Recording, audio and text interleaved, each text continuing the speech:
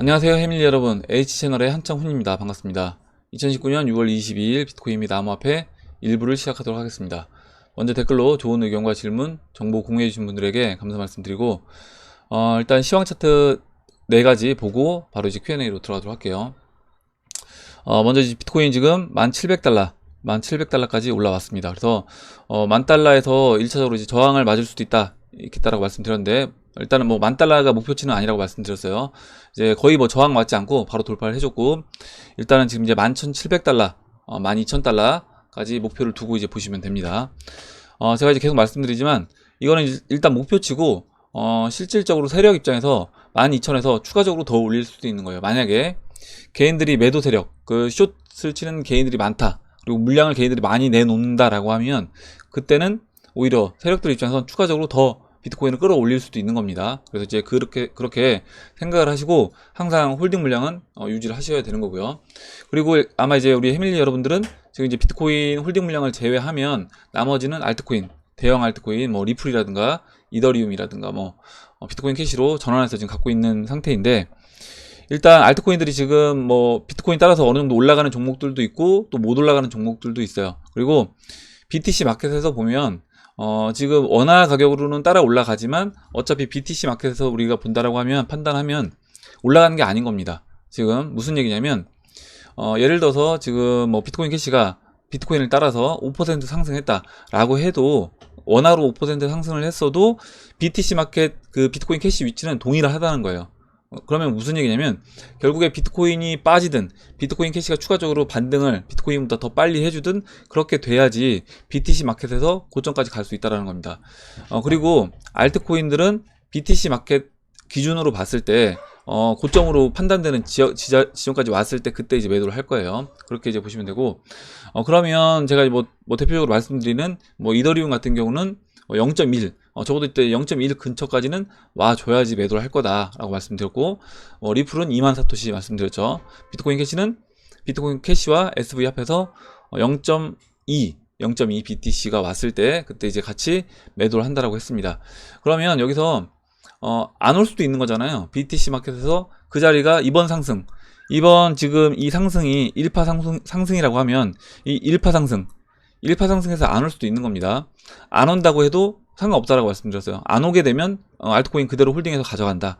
그건 무슨 얘기냐면, 만약에 비트코인이 1파 상승하고 그 다음에 조정을 받습니다. 조정 2파를 받겠죠. 그러니까 1파 상승은 어디까지 할지는 일단은 모르지만 뭐 11,700, 12,000달러까지 한다라고 가정을 하고, 조정을 받을 때 비트코인이 2파 조정을 받을 때 그때 이제 알트코인들이 올라갈 거라고 보고 있습니다. 근데 만약에 알트코인들이 원하는 가격까지 올라오지 않으면 그때는 정리하지 않는다라는 거고요. 라이트코인은 정리를 했잖아요 지금. 그러니까 라이트코인처럼 원하는 가격에 오면 정리를 하는 거고요. 원하는 가격에 오지 않으면 그냥 홀딩해서 가져간다라고 보시면 되고, 그렇게 되면 지금 그 1파 상승에서는 매도를 못했겠죠 알트코인은. 그럼 이제 다음으로는 3파 비트코인 3파 상승 때 그때 이제 다시 만약 알트코인들이 펌핑이 나온다라고 하면 그때 정리를 할 겁니다. 그렇게 이제 보시면 될 것 같아요. 일단 그래서 제가 어떻게 우리가 매매 전략을 갖고 시장에 이제 임해야 되는지를 이제 말씀을 드렸고, 일단은 뭐 지금 사실 이런 자리에서는 내가 매도 타이밍을 놓쳐서 만약에 매도를 못하는 상태에서 비트코인 조정이 나와도 저는 이제 크게 우리가 걱정할 필요는 없다라고 말씀드리는 건 뭐냐면, 일단 큰 그림에서 지금 비트코인이 지금 이제 4분의 1 지점을 지나고 있잖아요. 주봉으로 보면 주봉으로 이제 보시면 비트코인 지금 현재 4분의 1 지점을 딱 지나서 장대 양봉을 하나 만들어 줬습니다. 만들어 줬고, 만약에 여기서 매도를 못하고 빠진다라고 해도 지금 보시면 이 올라오고 있는 20주 이평선, 이 빨간색 20주 이평선을 훼손하진 않을 거라고 제가 말씀드렸어요. 그러면 20주 이평선이 이와 같은 각도로 올라와 준다라고 하면 한번 볼게요.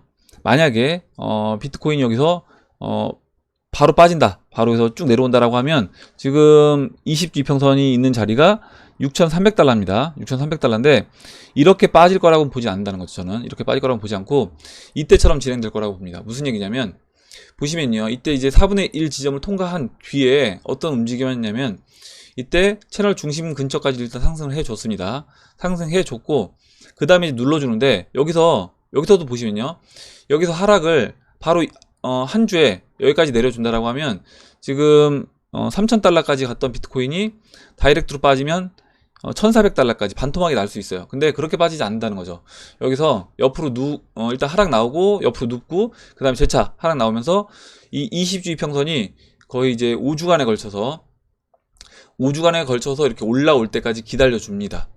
그러면 지금도 이제 그런 식으로 진행될 확률이 높다라고 보시는 게 좋아요. 그래서 여기서 비트코인이 추가적으로 일단 상승 더 해주고 그 다음에 조정을 받을 때 여기 물론 아래로 다이렉트로 쭉 뺄 수도 있지만 쭉 빼는 게 아니라 이런 식으로 진행이 될 수 있다.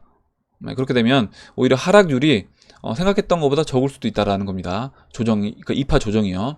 그렇게 이제 보시면 되고, 일단은 매도, 우리가 갖고 있는 알트코인 매도는 할 수도 있고 못 할 수도 있다라고 생각을 하셔야 되는 거고, 만약에 여기서 나는 이 정도 수익으로도 만족한다라고 하시는 분들은 매도하셔도 상관없습니다. 제가 항상 말씀드리지만 이거 어디까지나 그냥 제가 제 기준을 말씀을 드리는 거예요. 저는 이렇게 한다라고 말씀드리는 거고, 결국에 여러분들도 여러분들 나름대로의 매매 기준을 세우시고 매매를 하시면 되는 겁니다.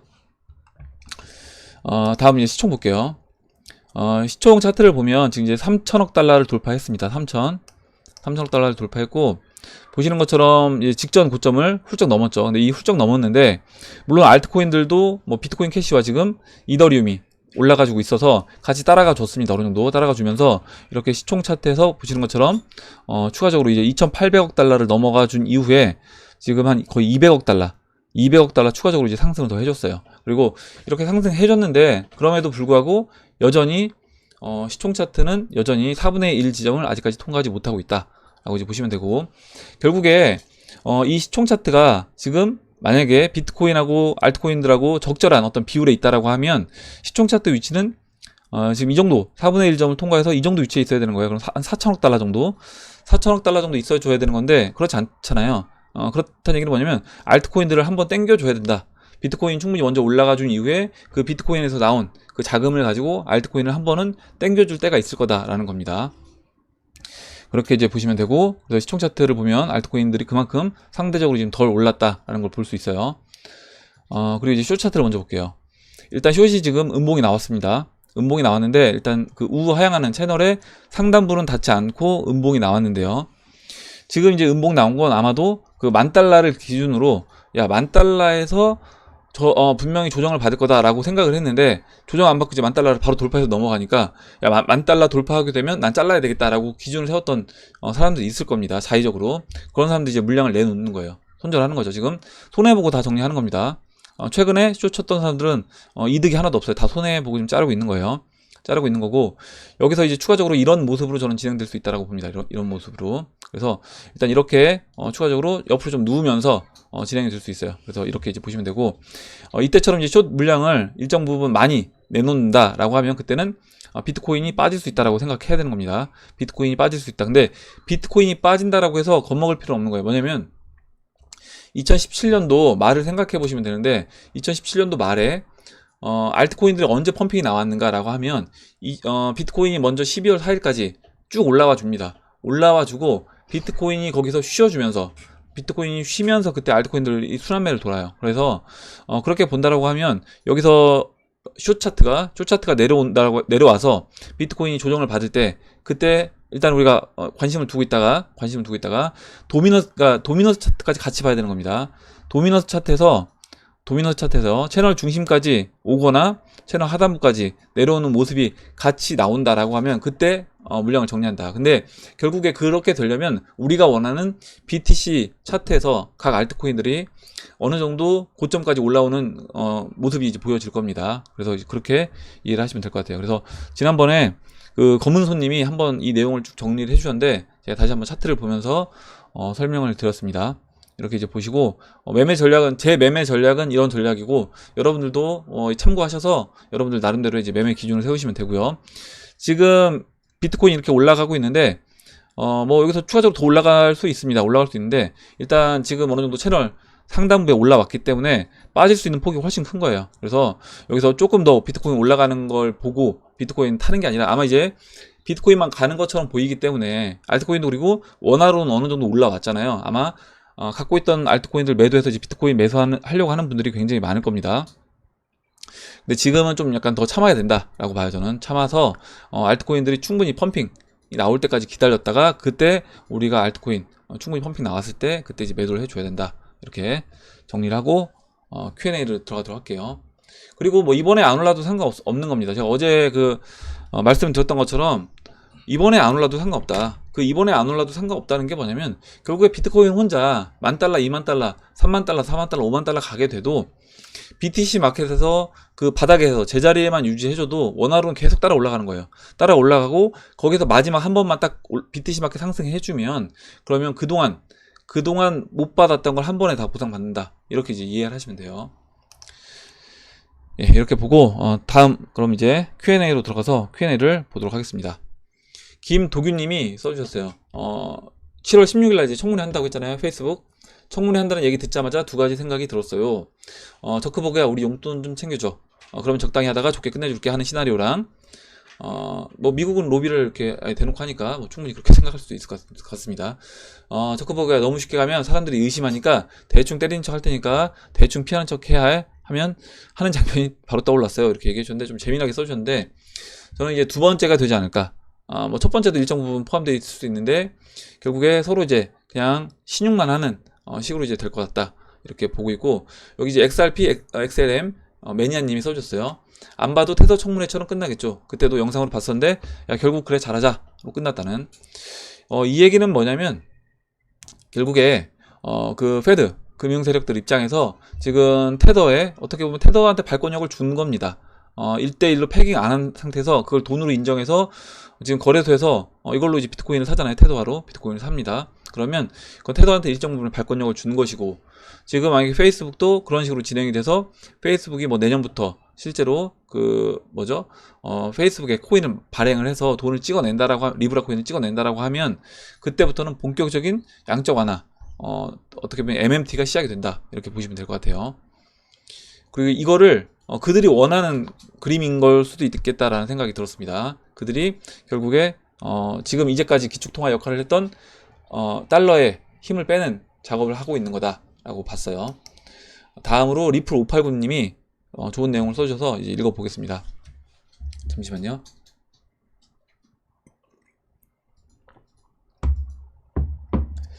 최근 이제 내용들이 너무 심심해서 기사들의 연관성을 추측해 봅니다.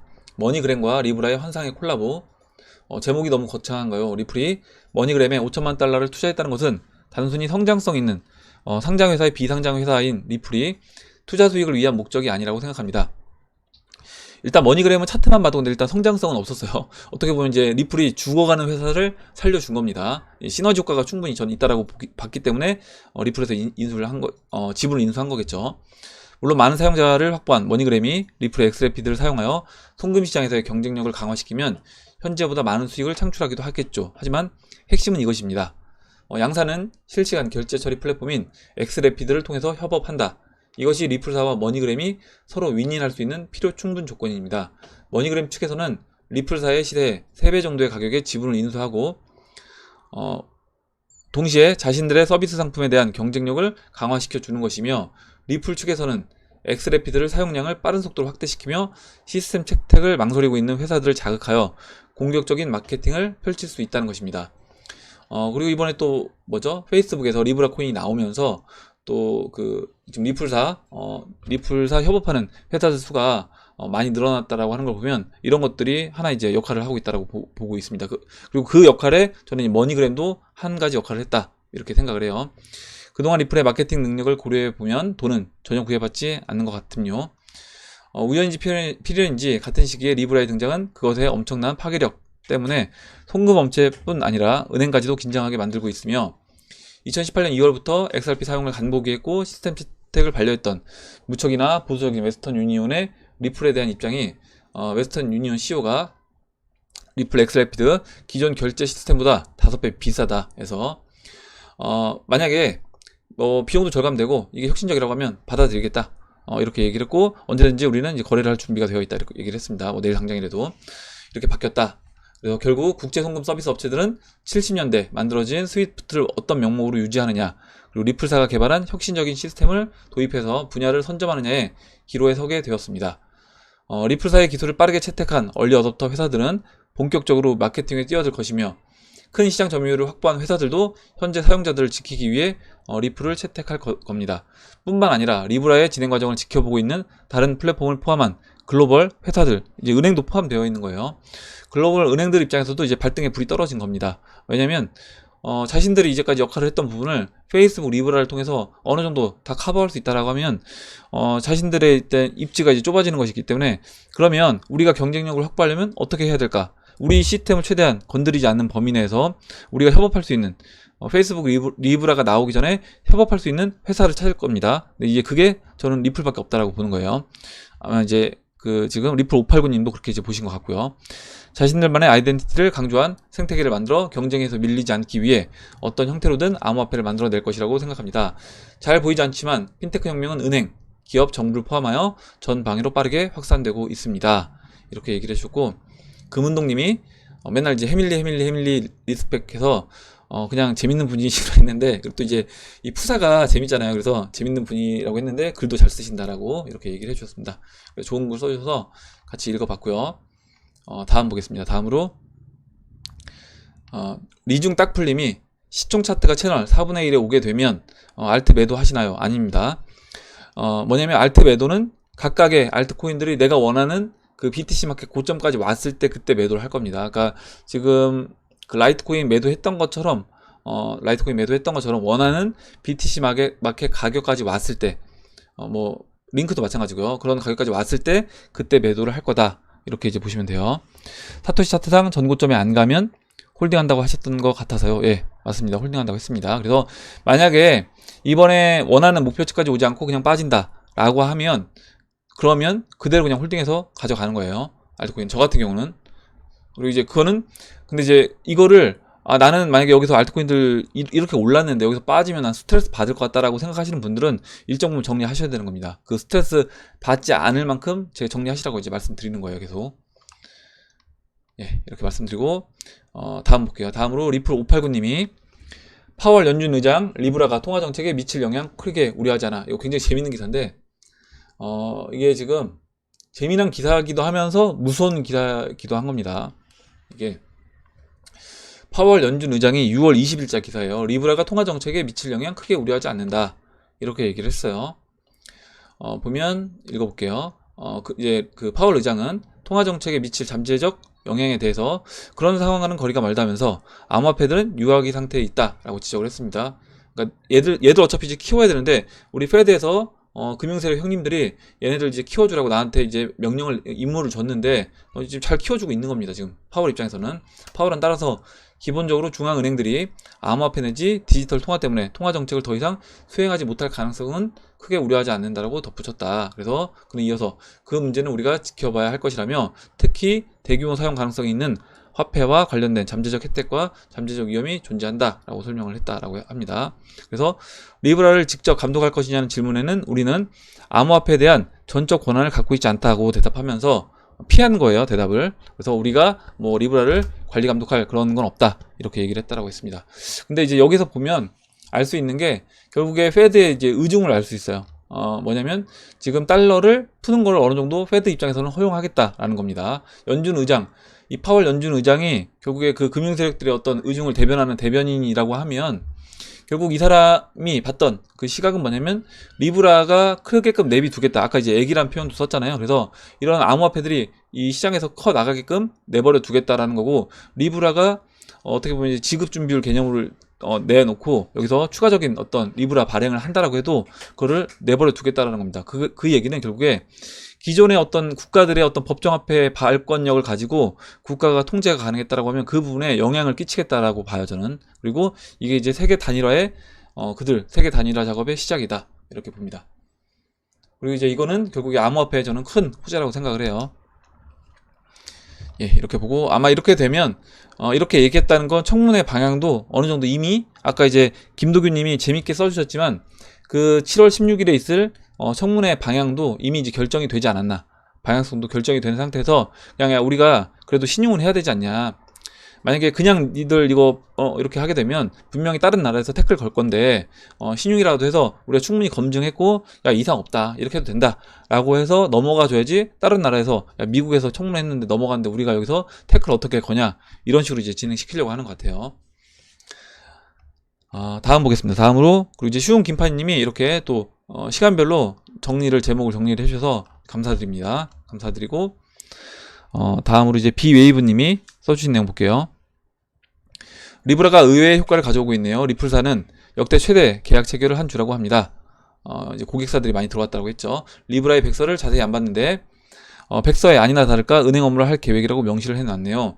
혹시나 하면서 은행이 되려는 거 아닌가 싶었는데 예전 댓글에 거래소가 은행을 노리는 것 같다고 적었었는데 이게 맞다니 허허, 페북이 참 꿈이 큰 것 같습니다. 그래서 이런 뭐 은행과 그리고 이제 거래소 개념은 저는 이제 없어질 거라고 봅니다. 그러니까 뭐냐면 증권사, 은행, 그리고 거래소, 그리고 이제 거기에 더해서 뭐 보험사도 포함될 수 있는 거예요. 다 포함될 수 있는 겁니다. 뭐냐면 지금 바이낸스가 지금 금융권들이 하는 역할을 거의 대부분의 역할을 다 할 수 있다. 거의 종합금융사처럼 나아갈 수 있는 겁니다.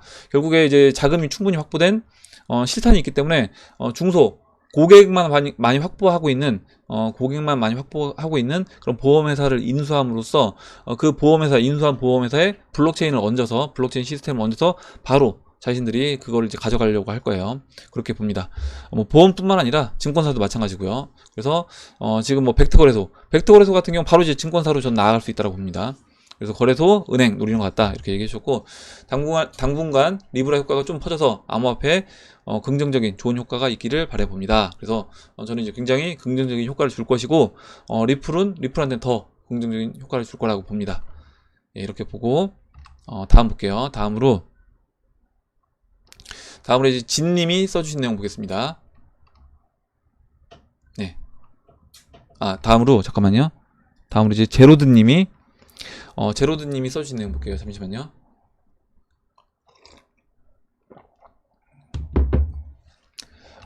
제로드님이 아까 이제 그 리플 589님이 올려주신 내용을 올려주셨습니다. 똑같이 올려주는데 내용은 일단 다른 또 내용이 있기 때문에 같이 읽어볼게요. 리플이 머니그램을 10% 지분 인수한 뒤에 바로 인터뷰한 것이고, 이 인터뷰 전에는 1위 송금업체인 웨스턴 유니온 CEO가 이제 리플을 사용하면 비용이 더 비싸지는 것 같다라고 했는데, 이번 인터뷰에서는 태도가 바뀌었다. 아까 그래서 현재 부서가 따로 있으며 리플을 테스팅하고 있다. 그래서 진행자가 야 예전에 너는 리플 비싸다고 하지 않았냐 이랬더니 자존심이 좀 상한 듯, 왜냐면 리플을 바로 채택하거나 긍정을 한다라고 하면 지금까지의 1위 기업을 고수해온 웨스턴 유니온이 리플보다 못하다는 인식이 될 것 같아서 방어적으로 나온 것 같고, 지금 인터뷰 영상에서는 말을 빙빙 돌리다가 아까 이제 한 얘기, 우리는 이제 열려있고 오픈이고 어떤 혁신에도 좋은 방향이라면, 그리고 비용 절감할 수 있다라고 하면 내일 당장이라도 사인할 수 있다 라고 이렇게 얘기를 했다는 겁니다. 그래서 왜냐면 송금 회사로서는 2위와의 격차가 아주 큰 1위 회사라는 점입니다. 리플이 많은 금융권과 현재 협약을 맺고는 있지만 지금의 머니그램의 인수와 웨스턴 유니온의 긍정적인 인터뷰 내용이 중요한 점은 현재 송금을 진행 중인 기업이라는 것입니다. 그래서 이미 고객들을 확보하고 있는 그런 송금 기업이라는 거예요. 조금이라도 도움이 되고 싶어 태어나 진심으로 커뮤니티에 참여하는 건 처음입니다. 앞으로도 중복되더라도 도움이 될 것 같다면 해밀리 분들과 정보를 최대한 공유하도록 하겠습니다. 이렇게 얘기해 주셨고, 좋은 정보를 공유해 주셔서 제로드님한테 다시 한번 이제 감사 말씀드립니다. 다음 볼게요. 다음으로요. 잠깐만, 제로드님 했고 이제 진님이 써주신 내용 보겠습니다. 진님이 써주신 내용 볼게요.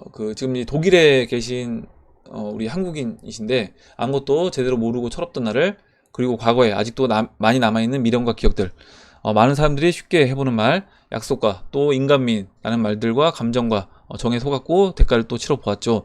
그래 몇 번 실패하였던 나를 기억해주며 이 영상 하나 봐주시오. 나이 이제 50이 되어가고 언어도 힘들고 H채널 중요한 내용 이해도 여러 번 벅차죠. 특히 지금 이제 이거 번역기 통해서 직접 번역하신 거기 때문에 굉장히 이제 시간 많이 항상 투자하셔서 글을 번역해서 써주시고 계신 거예요. 특히 당신 말과 독일 번역을 때로 이제 국교서도 해석 불가능, 또는 가끔 나한테 지 한국어 읽어서 듣기보다 더 힘들 때 있어요. 제인 나를 위해, 지금 이제 진님이잖아요. 그래서 제인 나를 위해, 그리고 점점 나이 들어가는, 그리고 지나온 저의 과거들을 돌아보면서 오늘은 정보 링크 대신 이 노래 영상을 보냅니다. 진심으로. 그리고 당신께도 감사드립니다. 얘기해 주셨고 정말로 진심으로 이렇게 얘기해 주셨는데, 그리고 이제 끌어안고 사랑할 수 있는, 그러니까 자신한테도, 나 자신 제이에게도 이렇게 해서 이제 영상을 보내주셨는데, 이 영상이 보니까 제가 이제 저작권 때문에 영상은 플레이 시키진 않을게요. 그래서 아마 이제 여러분 다 아시는 그 제이에게 이선이 이걸 이제 링크를 해서 저 쭉 봤습니다. 다 봤고, 일단 지금 제이가 근데 또 진님도 있지만 CJ님도 CJ에서 제이잖아요. 그래서 CJ님한테도 또 이제 보내드리는 영상이 되지 않을까 이렇게 생각을 해봤습니다. 예, 다시 한번 이제 감사드리고, 다음으로 피오라 마레님이 제가 진실탐구 영상을 찾아보다가 우연히 나온 영상인데 이장님은 어떻게 생각하시나요? 이렇게 얘기해 주셨고, 여유 되시면 이제 개인적인 의견 부탁한다.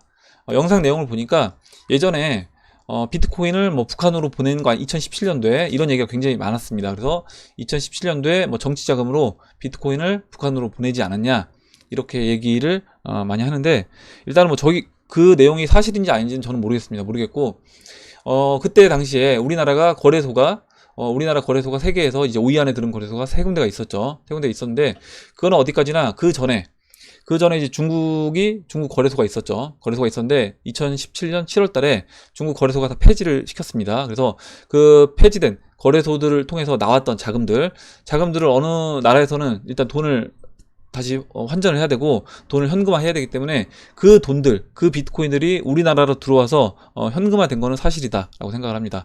그래서 이제 그런 정도로만 저는 보고 있고, 그 이상 뭐 깊이 있게는 보진 않아요. 그래서 그때 당시에 중국이 거래량이 굉장히 많았고, 그 거래량 많던 중국 거래소가 일순간에 폐지가 되면서 거기 있던, 그리고 중국에서 또 채굴도 많이 했잖아요. 그런 비트코인들 물량이 우리나라 거래소까지 들어오면서 거기서 어떻게 현금화돼서 나가는 그런 과정을 통해서 우리나라 거래량이 좀 더 다른 나라보다 늘었고, 또 이제 김치 프리미엄도 있었다 이렇게 생각을 합니다.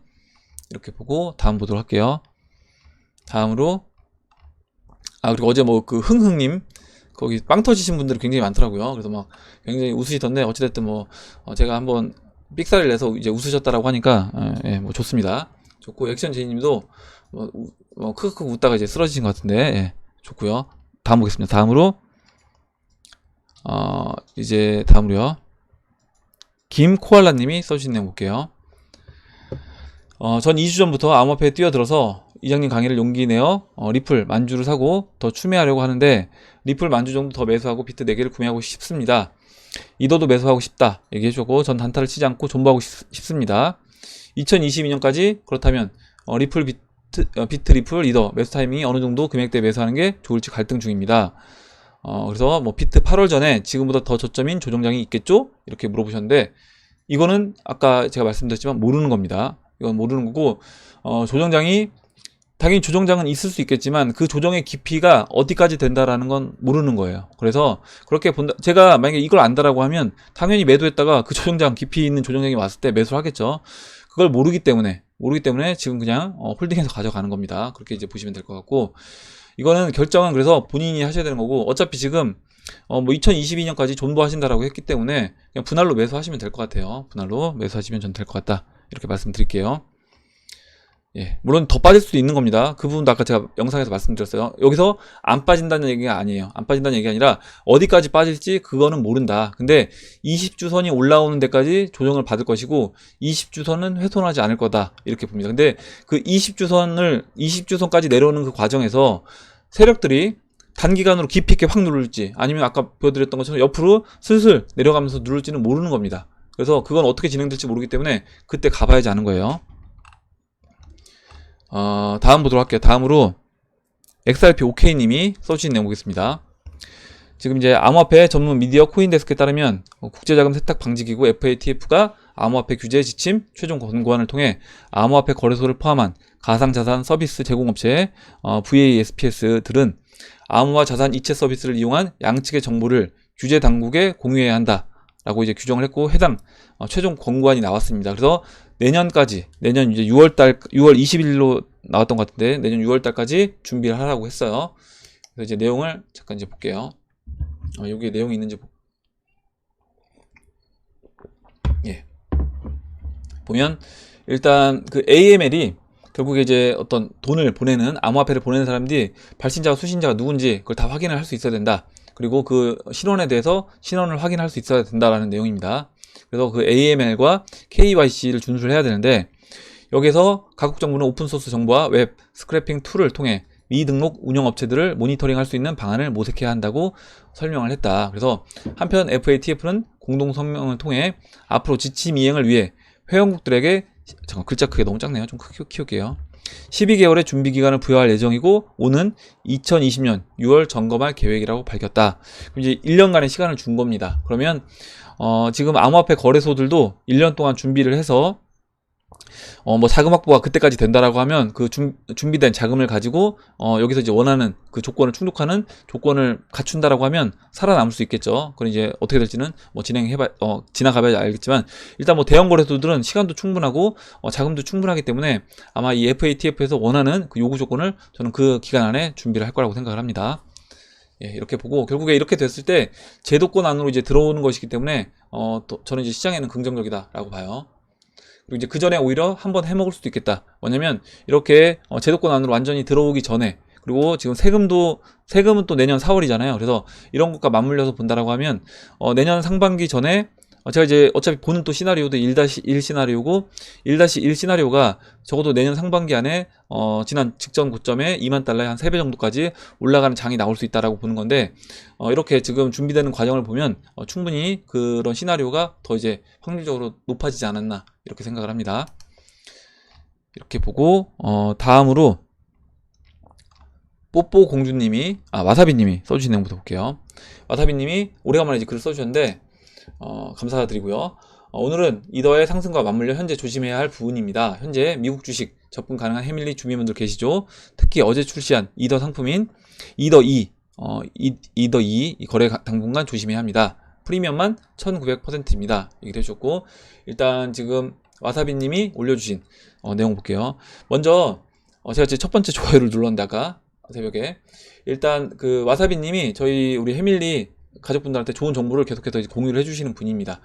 그래서 최근에 이제 신규 구독하신 분들은 트레이딩뷰 가입하시고요. 무료 가입하시면 돼요. 무료 가입하시고 여기 이제 트레이딩뷰 가시면 와사비님 나옵니다. 그래서 와사비님 구독 눌러주시고 좋아요도 눌러주세요. 이렇게 말씀드리고 제가 이제 와사비님 홍보 대사입니다. 보시면 일단 지금 그레이스케일사의 이더리움 관련 이더2 신규 출시, 그러니까 뭐 이더리움 관련된 상품이 출시가 된 거예요 지금. 근데 매매 주의를 해야 된다. 이게 무슨 얘기냐면, 지금 이 이더리움 1 이더2가 가격이 얼마냐, 한 주당 0.09예요 0.096입니다 0.096 이더예요. 그러면 이게 한 계약이 이 0.1 이더가 안 되는 겁니다. 그러면 지금 이더리움이 만약에 지금 몇 달러죠? 뭐 예를 들어서 300 뭐 달러다 라고 하면, 지금 여기 써 있는 건 지금 294달러, 와사비님 적으실 때 294달러인데 그러면 당연히 29달러 미만이어야 되는 거예요. 0.1이 안 되니까 29달러 미만이어야 되는데, 그러면 실질적으로 28.3달러가 딱 맞는 가격입니다. 가치적으로 봤을 때. 근데 지금 시장에서 거래되는 가격은 이건 미친 거죠. 580달러입니다. 580달러. 그래서 지금 이더리움 가격보다 훨씬 비싼 가격에 거래가 되고 있다. 0.1도 안 되는 그 이더리움 가치인데 이거를 580달러에 누군가 이제 거래를 하고 있다라는 겁니다. 그러면 이게 이렇게 비싸잖아요. 그럼 어떻게 이제 매매를 하면 되냐? 이 매매를 이렇게 하면 됩니다. 뭐냐면 이 이더리움, 만약에 이걸 매매할 수 있는 분이 있다라고 하면 이거를 10계약을 매도를 하고요. 10계약 매도하고 이더리움을 한 계약을 시장에서 매수를 하면, 내가 갖고 있는 거는 이더리움 10계약 매수해서 갖고 있고, 그 다음에 한 계약 매수가 되어 있기 때문에 이걸 공매도 칠 수 있다라고 하면요. 근데 공매도가 안 되겠죠. 만약에 공매도가 가능하게 되면 그렇게 하셔도 되는 겁니다. 근데 매수는 절대 하시면 안 되는 거고요. 그래서 만약에 뭐 옵션 같은 경우, 선물 같은 경우 공매도가 가능하기 때문에 먼저 내가 포지션이 없어도 매도를 칠 수 있습니다. 그래서 그렇게 하시면 되는 거고, 만약에 그게 안 된다라고 하면 뭐 이건 관심 끄시면 되는 거고요. 관심 안 두시는 게 좋은 겁니다. 그래서 이렇게 왜곡된 현상이 벌어질 수 있다. 근데 이렇게 왜곡된 현상이 벌어져서 매도를 한다고 하더라도 그때도 조심하셔야 되는 거예요. 무슨 얘기냐면, 예전에 제 이제 옵션 매매할 때 이런 일이 있었어요. 그러니까 보통 이제 시장이 하락을 하게 되면 콜옵션 가격이 빠져야 됩니다. 차월도 마찬가지죠. 빠져야 되고 당월도 마찬가지 빠져야 됩니다. 근데 예전에 이제 변동성이 터지게 되니까 시장이 선물로 뭐 5, 6 빠졌는데 풋은 당연히 올랐죠. 풋 가격은 올랐는데 콜 가격까지 변동성이 터지면서 올라가는 겁니다. 차월 콜 가격이 올라가. 그래서 야 이거 말도 안 된다. 콜이 어떻게 올라가냐 해서 제가 이제 매도를 쳤죠. 매도 쳤는데 제가 매도를 친 가격보다 더 올라가는 거예요. 그래서 오히려 그 전날 종가보다 더 상승해서 올라갔습니다. 그래서 그때 물론 제가 일단 단기적으로는 큰 손해를 봤었는데 제가 이제 자금 관리가 됐기 때문에 어찌됐든 손해를 안 보고 수익으로 나왔는데 그 얘기는 제가 이 얘기를 왜 드리냐면 제가 이제 그때 돈을 벌었다고 자랑하려고 말씀드리는 게 아니라 이런 식으로 될 수 있다는 거예요. 왜곡이 되어 있지만 그 왜곡된 현상이 더 벌어질 수도 있다. 더 왜곡돼서 더 진행되고 그 다음에 다시 그 왜곡이 없어질 수도 있다라는 겁니다. 그러면 내가 만약에 야 이거 말도 안 되는 가격에서 내가 매도를 칠 수 있어서 매도를 해도 내 자금 관리가 되는 범위 내에서 매도를 해야 되는 거예요. 더 올라갈 수 있기 때문에 580이 아니라 600, 700, 800까지도 갈 수 있는 겁니다. 그 얘기는 왜 그러냐면 만약에 개인들이 못 모르고 이걸 막 매도를 쳤어요. 근데 세력들 입장에서 딱 보니까 이거 얘들 겁도 없이 이걸 매도 쳐?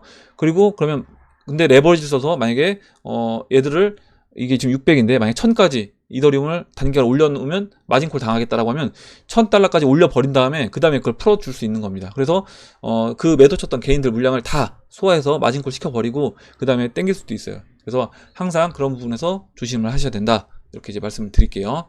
일단 아마 이거는 이제 매수만 될 것 같으니까 관심 안 두시면 될 것 같습니다. 예, 이렇게 보고 마지막으로 이제 한 분만 보고 마무리할게요. 다음으로요.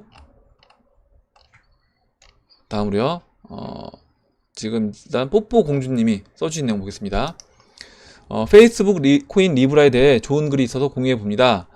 리브라로 인해 리플 등 다른 알트코인들의 악영향이 아닌 암호화폐 시장에 자금 유입으로 좋은 영향이 미칠 거라 생각이 됩니다. 이렇게 공유를 해주셨고 여기 보시면요, 글자 크기 좀 작은데 글자 크기를 키워볼게요. 지금 일단은 이 코인 베스트 여기 이제 있는 글이고요. 링크를 제가 걸어 놓을 테니까 필요하신 분들은 한번 꼭 읽어보시기 바랍니다. 저도 쭉 읽어봤습니다. 읽어봤고 일단 우리가 어느 정도 했던 내용들이 포함되어 있고요. 좀 더 이제 깊이 있는 내용들도 있습니다. 그래서 여러 가지 질문과 그 질문에 대한 답변을 쭉 이렇게 밑에 분이 이제 써주셨어요. 지금 밑에 이 분이 작성해주신 분이 정승원 브리스톨 대학 경제학과 조교수로 계신 분입니다. 이분이 작성을 해주셨고 굉장히 글을 잘 써주셔서 한번 이제 필요하신 분들은 읽어보시면 될 것 같습니다. 그리고 이분의 일단 내용은 이거였어요. 우리한테 이제 필요한 내용은 잠깐만요. 마지막 부분 보면 페이스북 리브라를 통해 결국에 무임승차 혜택을 누리게 될 블록체인 업계다. 그래서 대다수 블록체인 기업들은 페이스북이 여러 제도적 문제를 해결해 나가는 과정에서 무임승차 혜택을 누리게 될 것이다. 아직도 대부분의 나라에서 블록체인 암호자산 관련 규제 자체가 명시적으로 마련되어 있지 않은데 리브라는 프로젝트 주체 규모상 법적 문제를 정면 돌파하지 않고는 진행이 불가능하다. 워낙 이제 프로젝트가 큰 프로젝트이고 세상 사람들이 다 거의 대부분이 아는 그런 페이스북에서 진행하는 프로젝트다 보니까 법적으로 해결을 다 하고 넘어가야 된다는 겁니다. 그래서 이제 그래서 어떻게 보면 청문회도 진행을 한다고 했죠. 프로젝트가 진행이 된다면 그 자체만으로 블록체인 업계 모두가 고민하고 있는 법적 문제들이 어느 정도 하나씩 해결되어 나갈 것이다. 이렇게 얘기를 했고요. 그리고 이제 이거는 어떻게 보면 이제 표면적인 거고 아까 제가 말씀드렸던 것처럼 이렇게 페이스북이라든가 앞으로 나올 뭐 구글이라든가 유튜브라든가 이런 나오는 회사들에서 나오는 스테이블 코인들이 암호화폐 시장에 저는 어떤 큰 유동성 공급을 해주는 역할을 할 것이다 라고 봅니다. 예, 오늘 여기까지 하도록 할게요. 오늘 여기까지 하도록 하고 오늘 나온 얘기들 중에 여러분들 궁금하신 내용 그리고 같이 이야기해보고 싶은 뭐 정보 그리고 또 의견 있으시면 의견을 써주시면 같이 이야기해보는 시간을 가져보도록 하겠습니다. 댓글 남겨주신 해밀리 여러분들 다시 한번 감사드리고 끝까지 영상 시청해주신 해밀리 여러분 감사합니다. 그럼 이상으로 영상을 마치도록 하고 영상이 도움이 되셨다면 좋아요, 구독 버튼 그리고 알림정 버튼을 눌러주세요. 감사합니다.